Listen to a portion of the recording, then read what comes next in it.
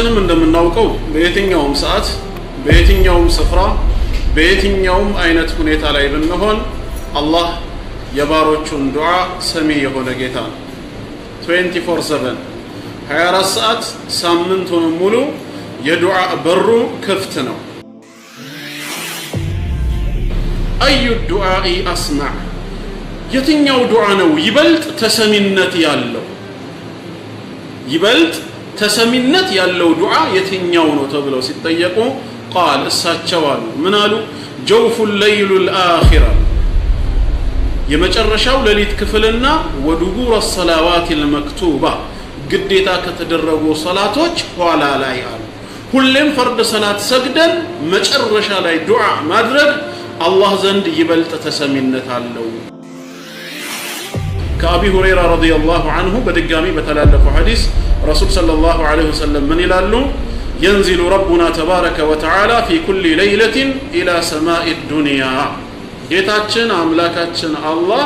ወደ ምድራዊ ሰማይ ይወርዳል በሌሊቱ የመጨረሻው ክፍል ላይ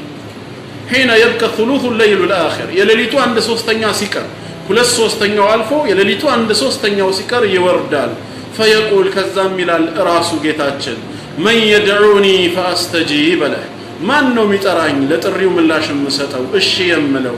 من يسألني ማን ነው የሚጠይቀኝ فاعطيه የጠየቀውን ነገር የምሰጠው من يستغفرني ኃጢአተኛ ነኝና ያ ረቢ ማረኝ የሚለኝ فاغفر له የምምረው ይላል እቺን ሌሊት መጠቀም አለብን ማለት ነው إذا كنت في الدنيا عن الخير عاجزا فما أنت في يوم القيامة صانع أعوذ بالله السميع العليم من الشيطان الرجيم بسم الله الرحمن الرحيم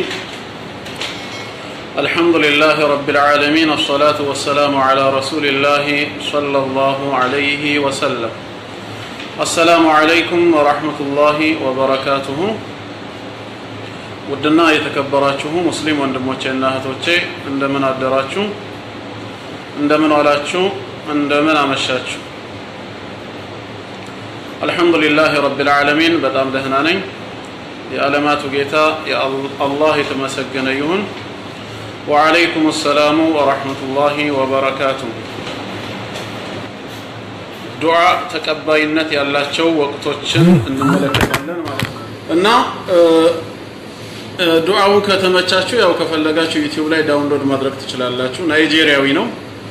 የከኑ ግዛት ነዋሪ ነው